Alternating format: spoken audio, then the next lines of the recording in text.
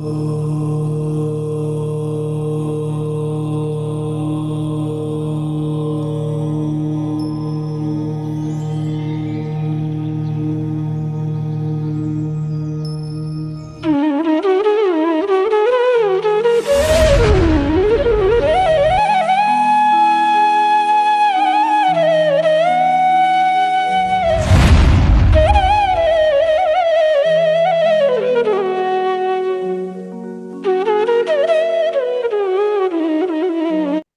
हमने कहा भी था कि आप लोगों को याद भी करना है। चले आगे पढ़ते हैं। प्राणातिपात की, यहाँ तक हमारी चर्चा हो गई थी। प्राणातिपात की क्रिया तक। उसके आगे चलते हैं हम लोग।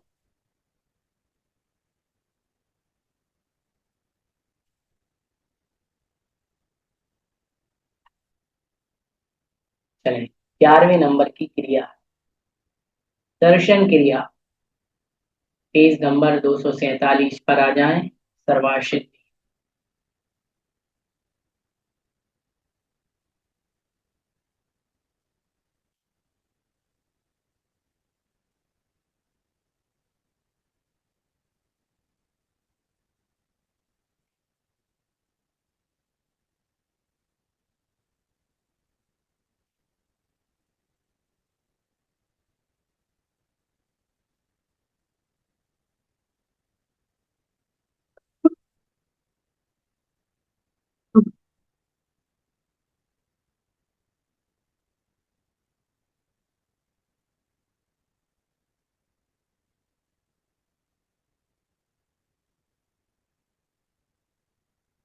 क्या है दर्शन क्रिया?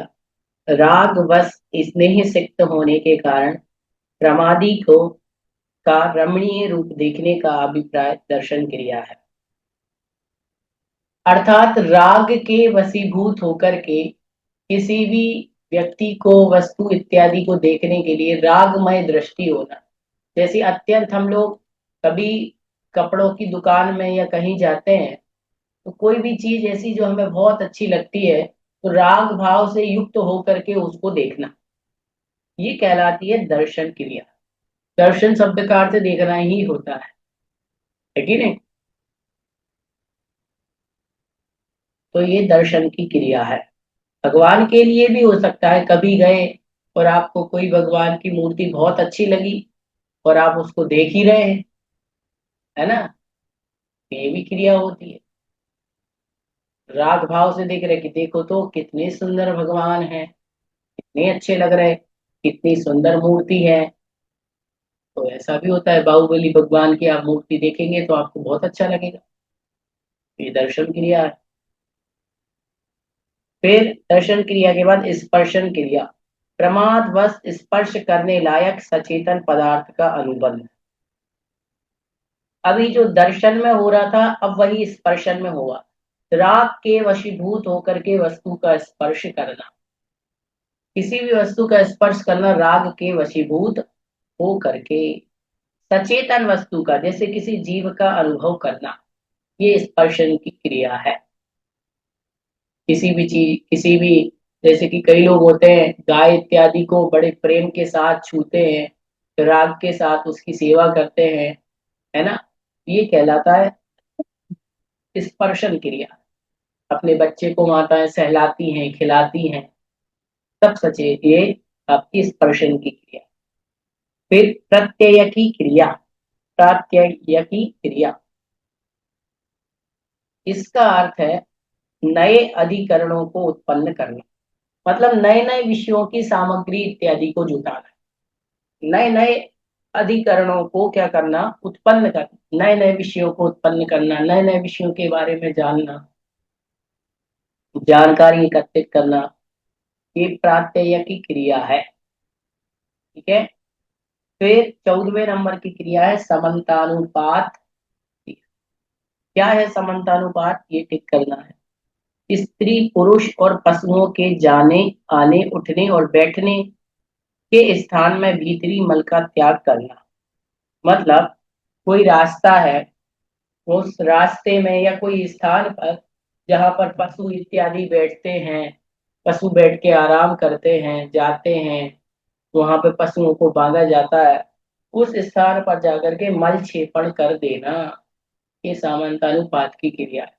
अब आप कहोगे ये क्रिया क्यों लिखी है, ऐसा तो होता नहीं है। होता था पहले के समय में, लोग जंगलों में जाया करते थे। आज के समय में तो सबके यहाँ लेट बात होते ही है, हर लोग या बाहर जाना। तो पहले के समय में बाहर जंगल ही जाया जाता था। तो जंगल लोग जाते थे तो कहते थे कहीं गायें किसी खेत में या अन्य स्थान पे जहाँ गायों का स्थान होता था, वहां जाकर के किसी ने मल का त्याग कर दिया, इसलिए ये क्रिया लिखी।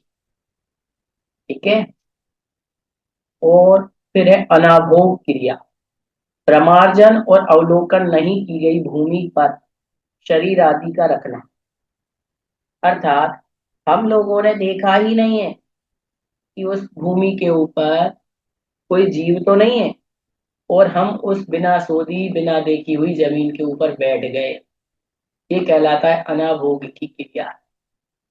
जैसे कि आप आए और सीधे आपने बिस्तर के ऊपर बैठ बैठ गए या लेट गए, क्या पता धीरे से कोई चींटी चादर के नीचे चली गई हो, बेडशीट के नीचे चली गई हो, गद्दे के नीचे चली गई हो, या जिस चटाई पर आप जमीन में बैठने वाले हैं, कम से कम एक बार चटाई को उठा करके तो देखना चाहिए। जैसे हम लोग अभी क्लास पढ़ाने जाते हैं यहाँ, तो टेबल के ऊपर एक चटाई डली रहती है छोटी सी, हम पहले उस चटाई को उठा करके देखते हैं, फिर बिछाते फिर बैठते।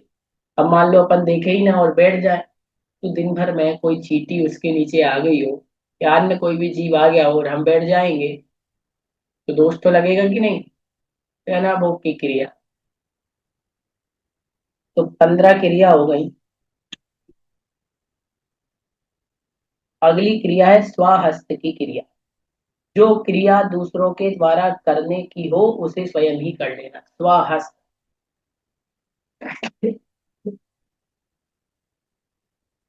जो क्रिया दूसरों के करने लायक है, हमारे करने लायक ना हो, उस क्रिया को स्वयं ही कर लेना।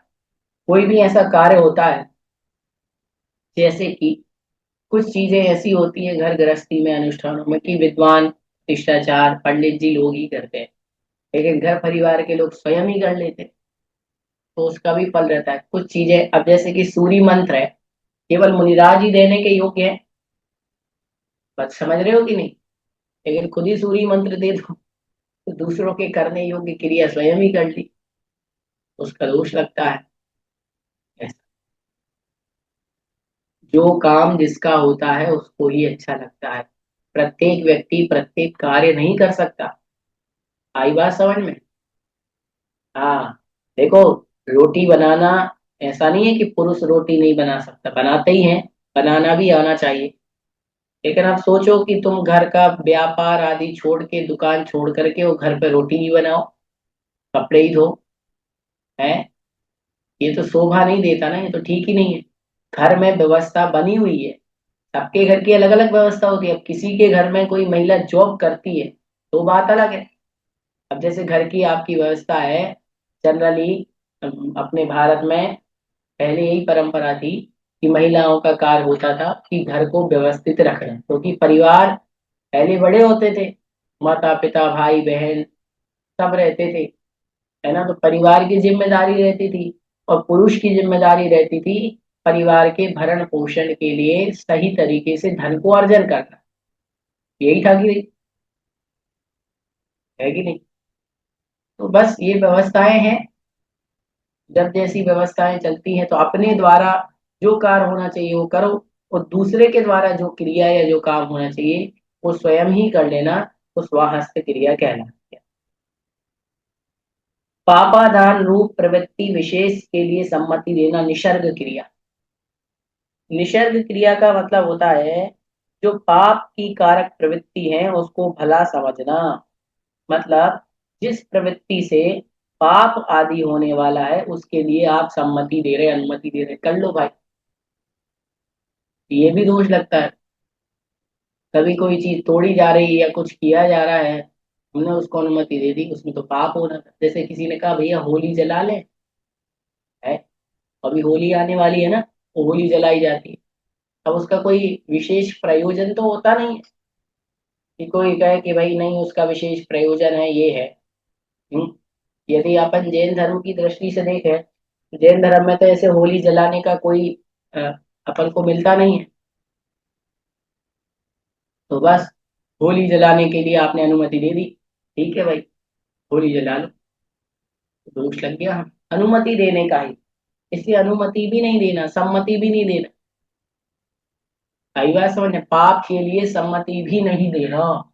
जैसे कि कई बार क्या होता है, अपन से कोई कहता है मम्मी आप तो आलू नहीं खाते, प्याज नहीं खाते, मम्मी कहती नहीं खाती। फिर मम्मी से कहा मम्मी आप एक बार बताओ हम लोग होटल में खा ले क्या। मम्मी कहती ठीक है आप लोग होटल में खा लो। अब मम्मी तो साधना जी है, कुछ नहीं खाती, त्यागी है, व्रती है, लेकिन आपने सम्मति तो दे दी, ठीक है बेटा तुम खा लो। तो हमने खाया तो नहीं, हमें तो कोई पाप नहीं, लेकिन सम्मति देने से अनुमोदना रूप दोष लग गया। मतलब 10-20% अपन उस पाप के क्या हो गए, भागी हो। अब आप कहोगे अरे भैया जी अभी सम्मति नहीं देते तो क्या है, वो लड़ाई बन जाती, राग द्वेष होता, बच्चे नाराज होते, गृहस्थी में सब 19-20 करना पड़ता।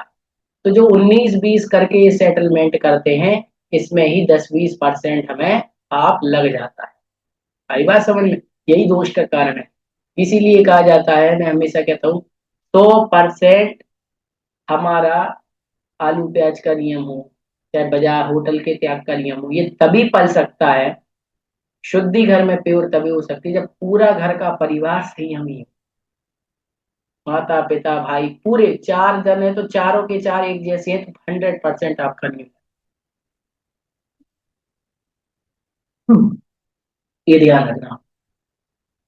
अब सोचो बहू बेटा आलू प्याज खाते हैं, मम्मी पापा त्यागी है, और उसी कढ़ाई में आलू बन रहे, प्याज बन रही, मैगी बन रही, नूडल्स बन रही, और अगले तो उसी में लौकी की सब्जी बन रहा है। तो बात ये नहीं है कि वो अब सब्जी अबक्ष हो गई। अब वो जिस सब्जी में, जिस कढ़ाई में मैगी और जिस किचन में जिस सब पकाया जा रहा है, उसकी बरगड़ाओं का इफेक्ट पड़ता है। अच्छा मैं आपको कह रहा हूँ, जिस कढ़ाई में नॉनवेज पकाया जाता है, उस कढ़ाई में आप कोई चीज पकाओगे तो शुद्ध मानोगे क्या?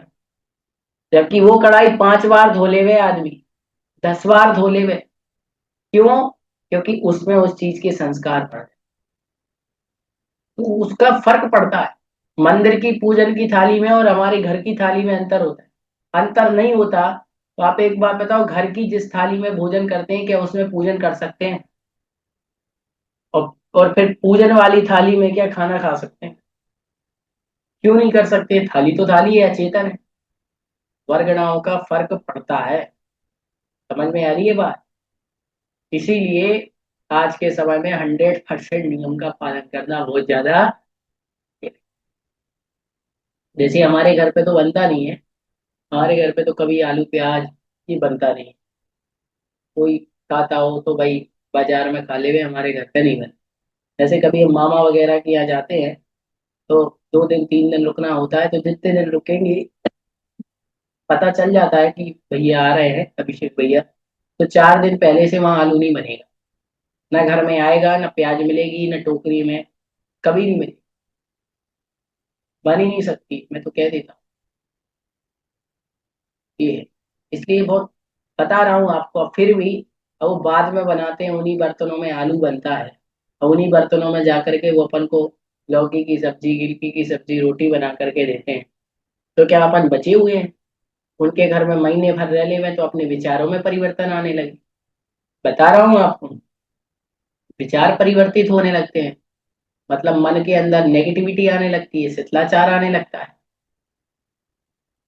बस बात तो ये है कि अब जो लोग घर में रहते हैं, अब मजबूरी है, चल रहा है, घर गृहस्थी है, तो 19-20 चलाना पड़ता है।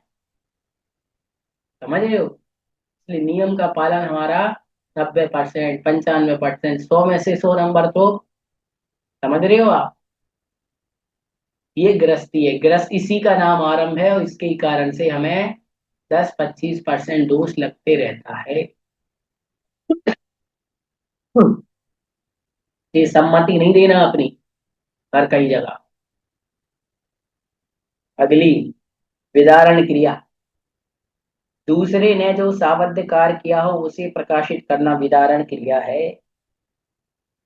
दूसरा कोई पाप कर दे उसको प्रकाशित करना, ये विदारण क्रिया है। हमें अधिकार नहीं है कि कौन क्या कर रहा तो हम उसको कहें। हमें क्या लिख, बताओ, पड़ोसी का बेटा कोई गलत काम कर रहा है, पड़ोसी की बहू गलत काम कर रही है, हमें क्या करना? हमारा काम है क्या?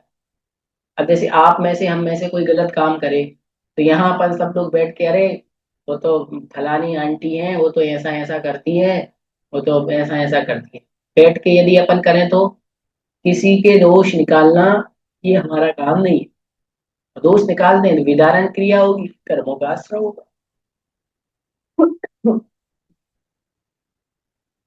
तो लीजिए, आज्ञा व्यापारी की क्रिया, चारित्र मोहिनी के उदय से आवश्यक आदि विषय में शास्त्रोक्त आज्ञा को न पाल सकने के कारण अन्यथा निरूपण करना। भैया, मुनि हो, व्रती हो, चारित्र वाले हो, अब आपका नियम है कि सामायिक करना है, स्वाध्याय करना है, सब चीज करना है, केस नोच करना है, एक बार हार लेना है, चारित्र पाल नहीं पा रहे, उस कारण से धर्म का अन्यथा निरूपण करना, शास्त्र के विपरीत। कई लोग चारित्र का पालन नहीं कर पाते हैं अच्छी तरीके से, तो कहते हैं अरे ऐसा नहीं है, स्वास्थ्य की दृष्टि को रख करके एसी लगा सकते, स्वास्थ्य की दृष्टि को रख करके हीटर लगा सकते।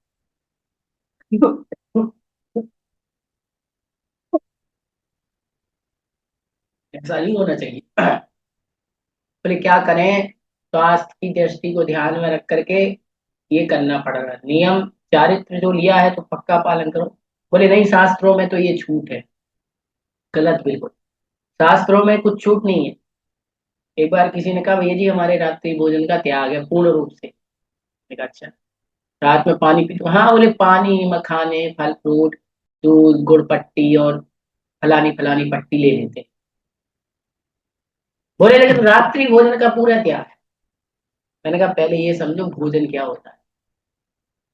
खाद्य स्वाद ले पे पानी तक भोजन में आता है, पानी भी तो भोजन है। पानी भोजन नहीं है, गुड़ पट्टी भोजन नहीं है, केले के चिप्स भोजन नहीं है, बता, भोजन नहीं है ये बोलो रात्रि में मेरे अन्न का त्याग है, ये नियम हुआ, ये बोलोगे तो मान्य होगा।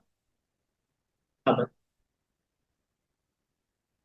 इसलिए कहता हूँ रात्रि भोजन का पूरा नियम तब माना जाएगा जब हम रात में 6 साढ़े 6 जो टाइमिंग होता है उसके बाद पानी की एक बूंद लेने का भी त्याग।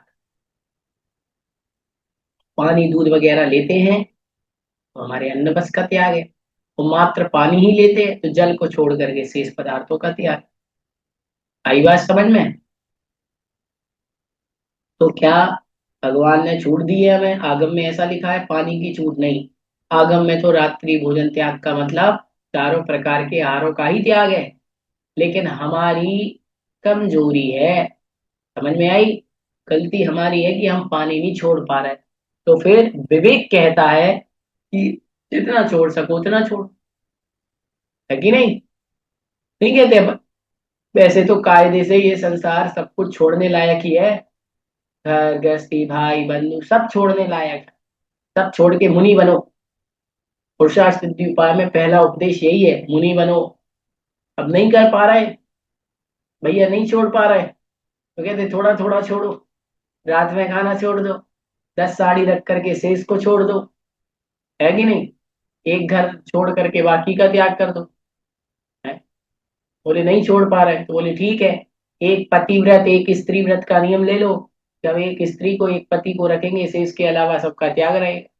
इसलिए ये व्यवस्थाएं आगम में बनाई हैं, इसका मतलब ये नहीं है कि नहीं यार हर चीज में चल जाएगा। समझ में आई बात?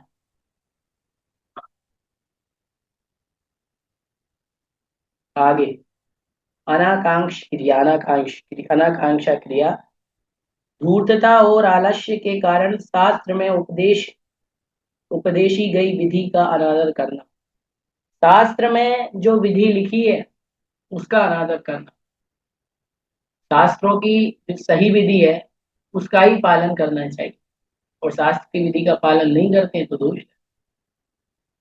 तारा जी क्या लिख रही है, बच्चों को बनाकर भी देना पड़ता है भैया जी, नहीं खा सकते। फिर तो सही सही नहीं है। देखो, बच्चों को बना करके दे रहा है तो दोष तो लग ही रहा है ना। रात में बना रहे हैं, आरंभ इत्यादि की क्रियाएं कर रहे हैं, 10-20% दोष तो लग रहा है, पाप के भागी तो है हम। हाँ वो बात है, घर गृहस्थी है, लड़ाई हो, घर में क्लेश हो, कलह हो, इस अपेक्षा से कर रहे हैं, लेकिन निर्वाणी थोड़ी कह रही है कि भैया आप ऐसा करो, है। इसलिए वो करना पड़ता है। आई बात समझ में, गृहस्थी में माता पिता को करना पड़ता है, उसमें उनका मन नहीं होता बनाने का, लेकिन बनाना पड़ता है, इसलिए 10-20% ही उसको दोष माना गया है। आई बात समझ में।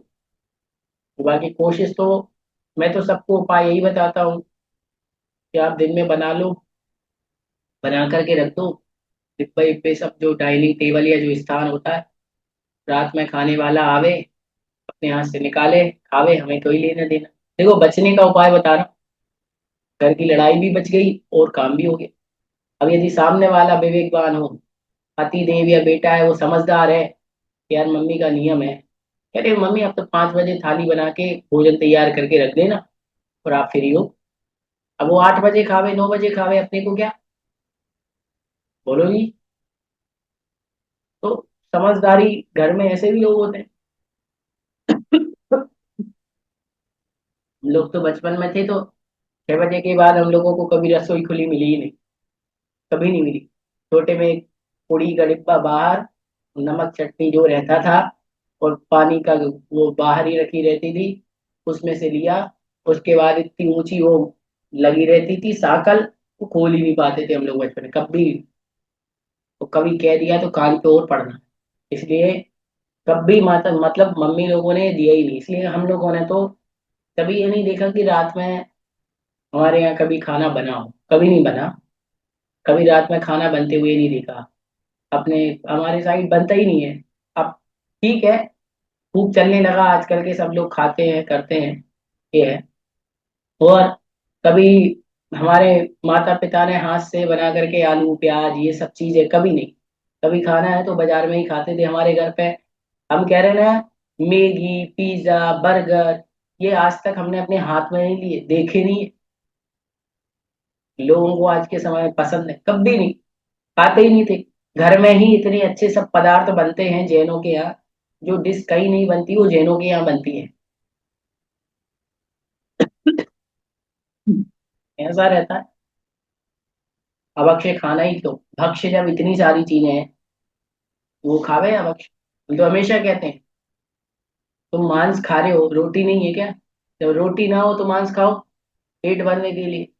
अरे भैया अपन को रोटी खाना है, अपन को पेट भरना है, पेट भरने के लिए रोटी है सब्जी है, अच्छा खाओ। अवश्य चीजें खाएंगे क्या मतलब है, कोई मतलब नहीं। आगे बढ़,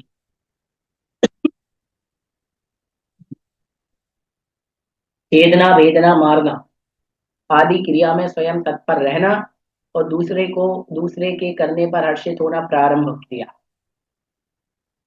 प्रारंभ क्रिया क्या है, कोई छेदन भेदन कर रहा है उसमें लगे हैं, और कोई कर रहा है तो उसमें खुश हो। हमेशा ध्यान रखना, कोई व्यक्ति किसी को मार रहा है, तकलीफ दे रहा है, उसमें हमें किसी प्रकार की अनुमोदना नहीं करनी, नहीं तो अनुमोदना का भी हमें क्या लगता है, दोष लगता है। और उसमें स्वयं भी तत्पर नहीं होना, ठीक है। फिर परिग्रह का नाश ना हो, इसलिए जो क्रिया की जाती है वो पारिग्राह की क्रिया है। परिग्रह का नाश ना हो, इसलिए जो क्रिया की जाती है वो पारिग्राह की क्रिया है। मतलब परिग्रह बढ़ते रहना चाहिए, हर व्यक्ति चाहता है हमारा परिग्रह बढ़ता रहे। और कई बार तो परिग्रह अनुचित भी होता है, जो कोई चीज घर में काम की नहीं होती है वो भी परिग्रह है। देखो मेरी दृष्टिकोण, मेरा सोच अलग रहता है। मैंने सोचा कि घर में हमारे एक गुलदान रखा हुआ है, गुलदान समझते, गुलदस्ता गुलदान। अब गुलदस्ता गुलदान का घर में क्या प्रयोजन है, रोजमर्रा में उसका क्या प्रयोजन है, कोई नहीं, प्लास्टिक के रखे रहते हैं, क्या प्रयोजन, कोई प्रयोजन, इसलिए रखा है कोई रिश्तेदार आए देखे सुंदर लगे, तो सुंदर दिखाने के लिए परिग्रह हमने रखा। कोई एक गधे घोड़े की तस्वीरें बनी है, कोई चित्र बना है, कोई हीरो का चित्र लगा, ये लगा, उसकी कोई उपयोगिता ही नहीं। तो घर में आधे से ज्यादा सामान ऐसा मिलेगा आपको जिसकी उपयोगिता नहीं है, फिर भी वो परिग्रह को बढ़ाने में सहायक है। समझ रहे बात। भोजन तो आप नीचे बैठ करके एक चौकी पे रख कर भी कर सकते हैं, लेकिन डाइनिंग टेबल है, आराम चाहिए। बहुत सारी ऐसी चीज है जो परिग्रह बढ़ा रही है, कई चीजों की उपयोगिता भी नहीं होती है, परिग्रह के रूप में पड़ा हुआ है।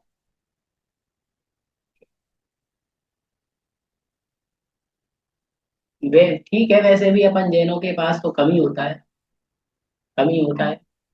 अब मान लो किसी के पास ज्यादा हो तो उसको ज्यादा दोष लगता है, परिग्रह तो कम ही होना चाहिए। फिर आगे कहते हैं माया क्रिया, दर्शन ज्ञान दर्शन आदि के विषय में छल करना, ये बहुत बड़ी है भैया। ज्ञान दर्शन में कपट नहीं करना कभी, पूजा पाठ दर्शन भगवान के दर्शन ज्ञान में स्वाध्याय में कपट नहीं करना। ये तो आप लोग बोल दो भैया जी ने तो ऐसा कहा, भैया जी ने तो ऐसा कहा, भैया जी का नाम बता के बस अपना काम करो, ऐसा नहीं करना भैया। जिनवाणी में जो लिखा है उसका पालन करना है। जिनवाणी का कुछ कह करके अपने आप को सही नहीं बनाना। आई बात समझ में। हाँ, हम जो गलत कार्य करते हैं उसमें हमारी गलती है, जिनवाणी में नहीं लिखा ऐसा कि आप ऐसा करो। फिर मिथ्या दर्शन की क्रिया, मिथ्या दर्शन के साधनों से युक्त पुरुष की प्रशंसा आदि के द्वारा दृढ़ करना तो ठीक करता है मिथ्या दर्शन। मतलब मिथ्यात्व के कार्य में परिपुष्ट होना। कोई मिथ्यात्व की क्रिया कर रहा है उसको संबल देना, हाँ भाई ठीक कर रहा है करो, ऐसा करना समुचित नहीं है। मिथ्यात्व को किसी भी प्रकार से हम हामी भरना, बढ़ावा देना दोष का ही कारण है, मिथ्या दर्शन की क्रिया। फिर अप्रत्याख्यान क्रिया, अंतिम संयम का घात करने वाले कर्म के उदय से त्याग रूप परिणामों का न होना अप्रत्याख्यान की क्रिया है। मतलब चारित्र मोहिनी के उदय से जो त्याज्य वस्तुएं हैं उनमें त्याग रूप प्रवृत्ति नहीं होना, जिन चीजों का त्याग किया पर त्याग रूप प्रवृत्ति नहीं हो रही है, रोष लग रहा है, इसलिए कहते हैं भैया जिसका त्याग किया है तो 100% नियम निभाओ, तो नहीं निभा सकते तो नियम मत लो, क्योंकि नियम तोड़ने में ज्यादा पाप लगता है। तो ये 25 प्रकार की क्रियाएं बताई हैं, जो ये 25 प्रकार की क्रियाएं एक ना एक परिभाषा आ सकती है, इसलिए इनको नोट कर लेना है।